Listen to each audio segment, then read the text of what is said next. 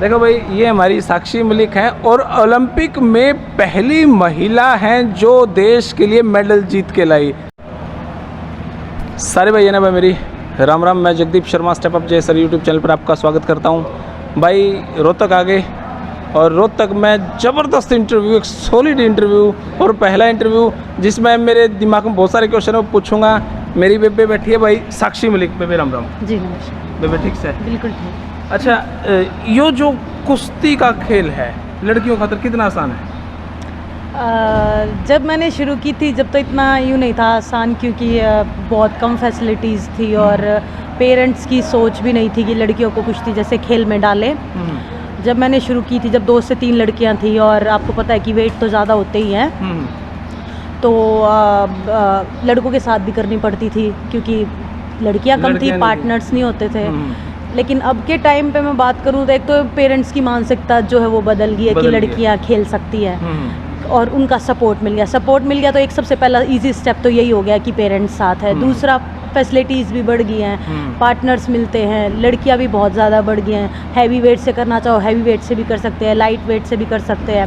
अब तो इतनी ज़्यादा लड़कियां हैं हमारे खुद के सेंटर पे भी, इतनी लड़कियां कि इतने बच्चे हैं कि 2 सेशन करने पड़ते हैं हमें, छोटे बच्चे लड़के लड़कियां फिर बड़े। तो 2 सेशन में हम कर पाते हैं क्योंकि एक सेशन में पूरा नहीं हो पाता है। तो इतनी मानसिकता बदली है और ऐसा कोई मुश्किल की बात नहीं है। मेरे से अंदाज़ा लगाया जाए जब मैंने शुरू की थी तो फैसिलिटी भी नहीं थी और एक मैं बिल्कुल मीडियम फैमिली से थी, तो मैं इतने ऊपर लेवल तक जाके पदक जीत सकती हूँ तो कोई भी लड़की जीत सकती है। तो इतना मुश्किल नहीं है और आप जो भी चीज़ ठान लो, जो भी आप मन में ठान लो तो आप अचीव कर सकते हो।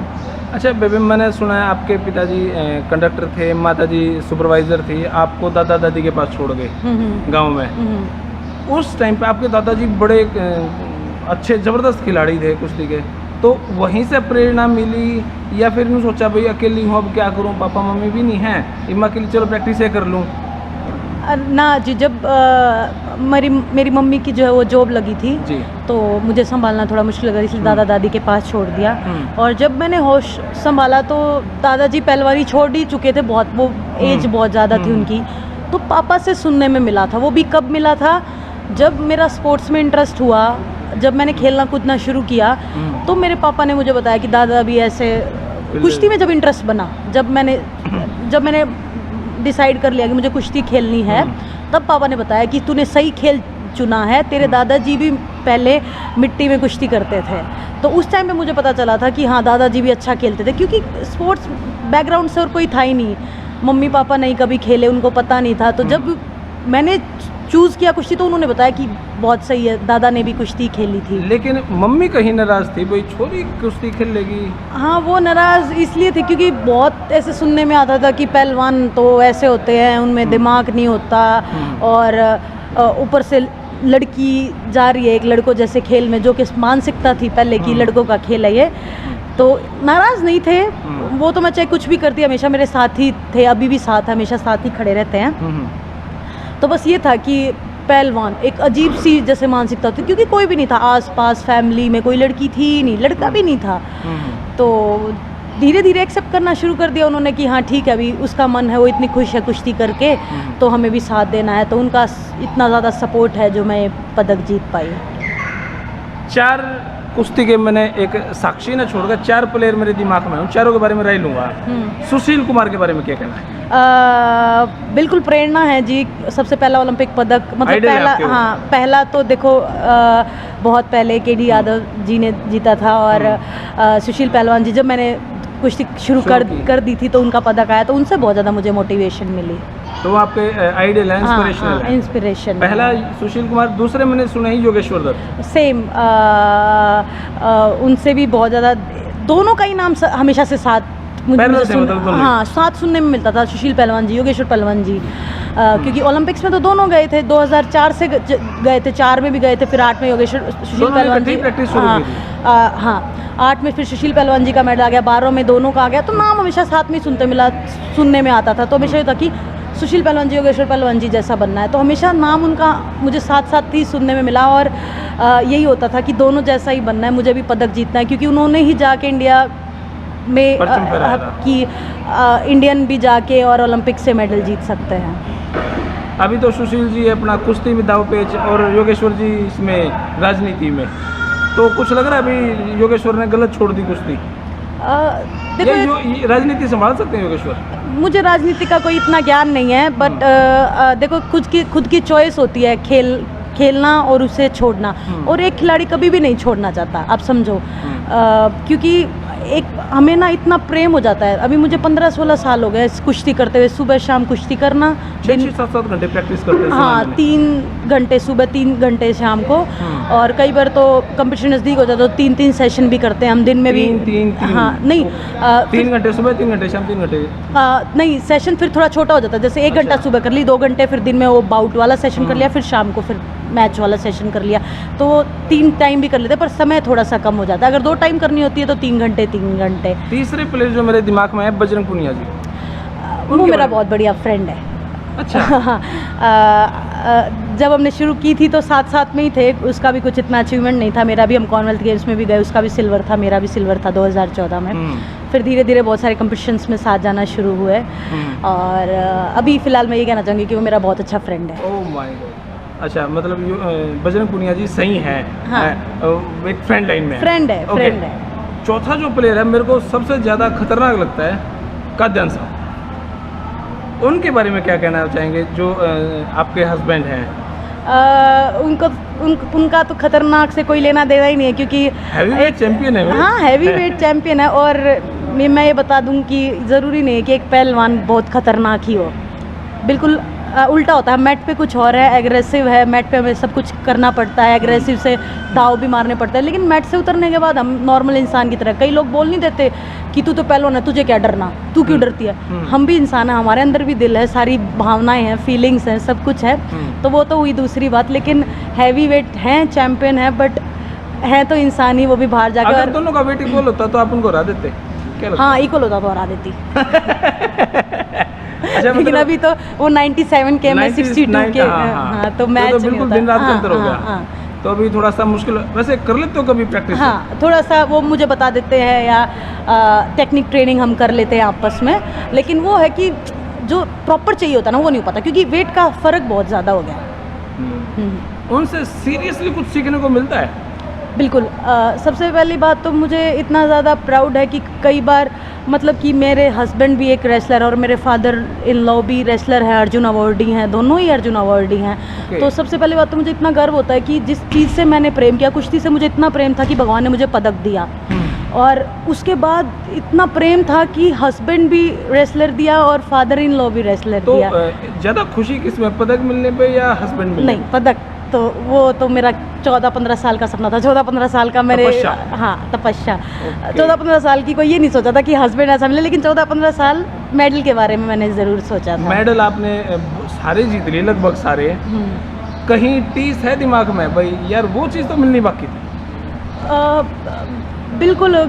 पता है, कई बार ये होता है कि जैसे मेरा जब पदक नहीं था और मैं क्वालिफाई भी नहीं थी, तो ऐसे होता था कि यार मुझे क्वालिफाई करना है और मुझे मेडल जीतना है। लेकिन जीत लिया, क्वालिफाई भी किया, बहुत अच्छे से जीत भी लिया, सब कुछ मिल भी गया, लेकिन आदमी का कभी भरता नहीं है। और अभी भी मुझे ये है कि नहीं, मुझे कोई पैसे के लिए पहलवानी नहीं करनी कि मैं और पदक लाऊंगी तो मुझे इतना पैसा मिलेगा, या मेरे पास और गाड़ियाँ होंगी, ये होगा ना, उससे मुझे कोई इतना नहीं है। वो जो फीलिंग है ना, जो मेडल की फीलिंग है, और जो हम पोडियम पे खड़े होते हैं, वो अनमोल है। उसको पोडियम बोलते हैं, वो फर्स्ट सेकंड थर्ड, उसको पोडियम बोलते हैं, वो अनमोल है। मतलब उस पर खड़े हो गए जब वो मेडल मिलता है। हाँ, हाँ। जैसे मैंने ओलंपिक पोडियम पे खड़े होके और फ्लैग लेके जो हम जाते हैं, वो फीलिंग अनमोल है, उससे हम कभी पैसों को से मैच ही नहीं कर सकते।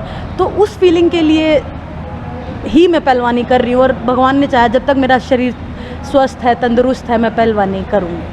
देखो भाई, ये हमारी साक्षी मलिक हैं और ओलंपिक में पहली महिला हैं जो देश के लिए मेडल जीत के लाई एथलीट में, ऐसे ही ना बेबे? बिल्कुल। चलो, मेरी जानकारी कहीं तो दुरुस्त हो जावा है। अच्छा बेबे, एक इम्पोर्टेंट क्वेश्चन, मैंने यूँ सुना है कि लड़के जब गेम्स खेलते हैं तो कहीं ना कहीं नशे के भी आदी हो जाए, कहीं ना कहीं लड़कियों की भी ऐसी कोई कंप्लेंट आवे? नहीं, नशे लाइक किस टाइप में आप पूछ रहे हो? कि ड्रग्स, स्टीरॉइड्स? ओके, बिल्कुल होता है, लेकिन हमारी रेसलिंग में ऐसा इतना नहीं है, क्योंकि आपने देखा होगा कि कितने सारे पदक आते हैं, आप कितने सारे ओलंपिक्स से आप नोटिस कर लो, पिछले 3 ओलंपिक्स से नोटिस कर लो, सिर्फ रेसलिंग ही एक ऐसा स्पोर्ट है जिसका हर ओलंपिक में मेडल, डोपिंग में भी बचे और हर ओलंपिक में मेडल आए हैं। बढ़ ही रहा है, मतलब हमारा स्तर जो है वो बढ़ ही रहा है।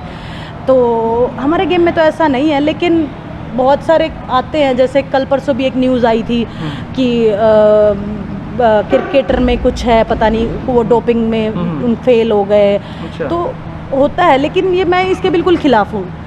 मेरा 15-16 साल का करियर हो गया, मैंने आज तक मतलब ये नहीं सोचा कि मैं लूँ, क्योंकि उससे कुछ फ़ायदा नहीं होने वाला है।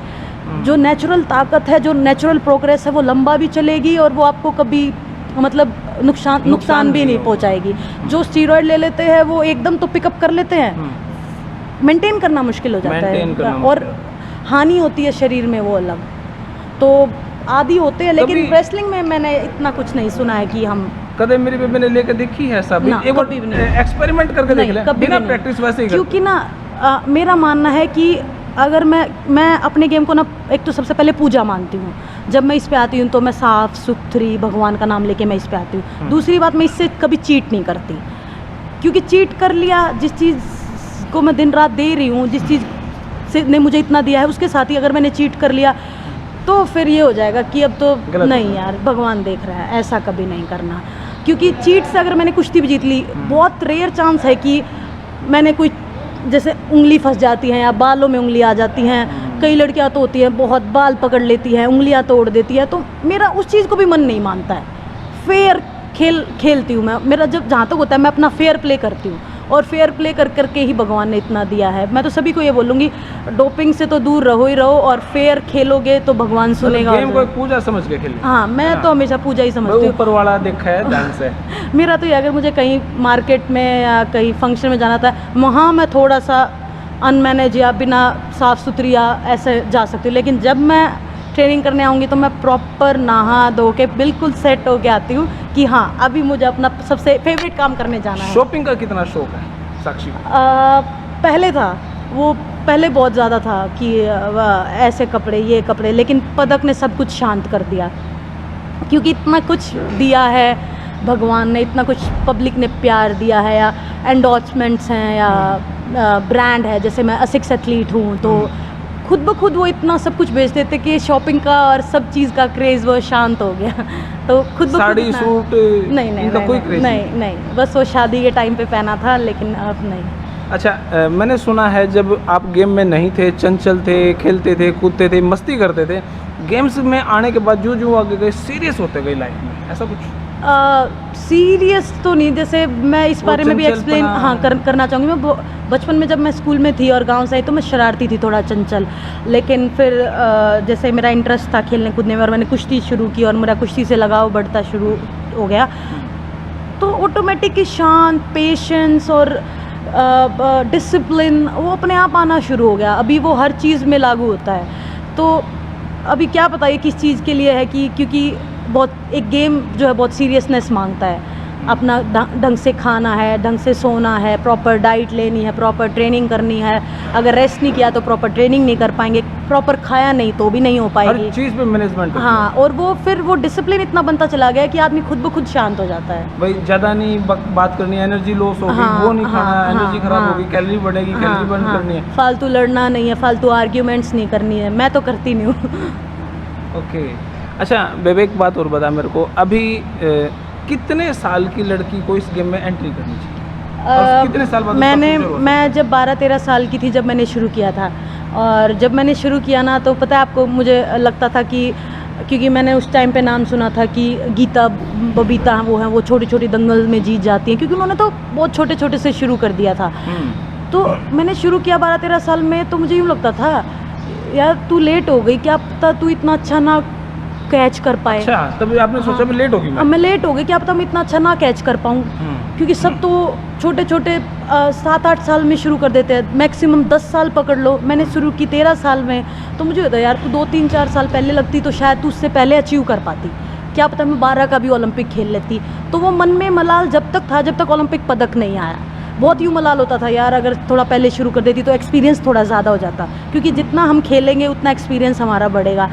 तो जब तक पदक नहीं आया ना, तो वो गिल्ट था मन में कि अगर घर वालों ने पहले कुश्ती के डाल देना था, मेरा पहले दिमाग काम क्यों नहीं किया कि मुझे खेलना है कोई भी ऐसा स्पोर्ट। लेकिन पदक आने के बाद ये हो गया कि ठीक है, लेट नहीं है।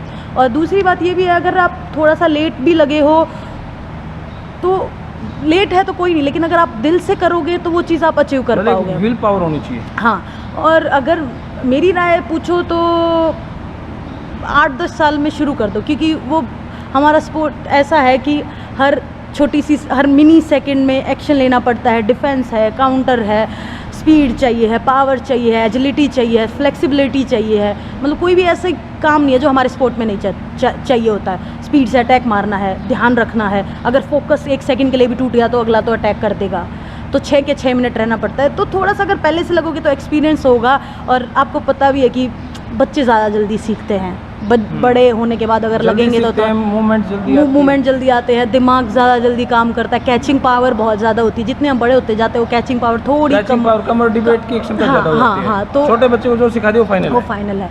तो बस यही डिफरेंस है। मैं तो राय दूंगी कि 8 से 10 साल में आप शुरू कर लेना चाहिए। लड़कियों के लिए और क्या सावधानी होनी चाहिए?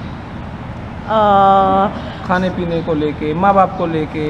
सबसे पहले तो सावधानी तो हर चीज़ में ही होनी चाहिए, खान पान। और मैं सबसे पहले पेरेंट्स को बोलना चाहूँगी कि सबसे पहले तो फ़र्क ही ना करो कि लड़का लड़की में, लड़कों का स्पोर्ट है तो लड़कियाँ नहीं जा सकती, तो उनको मोटिवेट करो। क्योंकि शुरुआत में साक्षी मलिक ने लड़कों का रहना शुरू किया था। हाँ, लड़कों को लड़कियों का रहना तो आसानी हो गया। हाँ, यही है कि लड़कों के साथ ट्रेनिंग करके अगर उनसे मुकाबला कर लिया तो लड़की तो मतलब हारेंगी। हाँ, ये बात नहीं है लड़कियां कम हैं। मैं ये इस बात से प्रूव करना चाहूँगी कि मैंने लड़के हरा दिए तो लड़कियों को तो हरा ही दूंगी।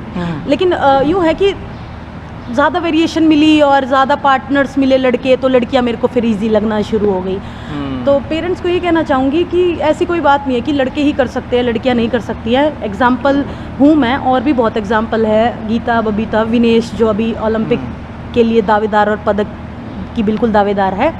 तो बस यही है कि आप साथ दो, उनका खान पान में ध्यान दो और उनको खेलने के लिए लेके आओ। और क्योंकि खेलोगे तो स्वस्थ भी रहोगे। और खेलने, मैं तो मानती हूँ कि पढ़ाई से ज़्यादा, पढ़ाई साथ साथ ज़रूरी है, लेकिन खेल सबको खेलना चाहिए, चाहे वो कोई भी हो। इस गेम में सिफारिश कितनी चलती है? बिल्कुल भी नहीं, सरेआम कुश्ती होती है। इतना भी हम चीटिंग या सिफारिश नहीं कर सकते। हम कर सकते हैं और गेमों में हम कर सकते हैं, मैं किसी का नाम नहीं लूँगी। हमारा तो लाइव रेसलिंग चलता है, कैमराज होते हैं, बाई चांस कभी मिस्टेक हो जाती है रेफरी को पॉइंट देने में, क्योंकि एक्शन इतनी फास्ट हो जाता है कई बार कि रेफरी पॉइंट गड़बड़ हो जाती है। हाँ, तो स्लो मोशन में कैमरे देखते हैं, स्लो मोशन में कैमरे देखते हैं। हाँ, और जैसे मैं कोच हूँ, मेरा कोई एथलीट लड़ रहा है, मुझे पता चल गया कि रेफरी से गलती से नंबर दूसरा हो गया, तो मैं ऑब्जेक्शन कर सकती हूँ और मैं कैमरे में खुद देख सकती हूँ और जितने भी रेफरी हैं सब देख सकते हैं। तो चीटिंग कहाँ से होगी? बिल्कुल भी सिफारिश नहीं है, बिल्कुल भी चीटिंग नहीं है, प्योर गेम है।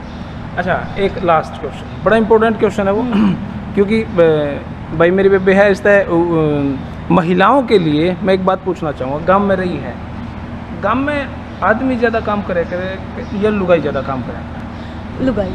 मैं तो ये भी यह बात कहूँगी, मतलब के काम करे। मैं तो वैसे तो बात में मानू हूँ, क्योंकि मैंने जो आदमी देखे हुए उक्का पिंदे पाऊंगे, परसा बैठे पाऊंगे, और चाहे फिर कुछ ज़्यादा काम नहीं कर देते। बुग्गी भी लुगाई चलावे हैं, सारे काम।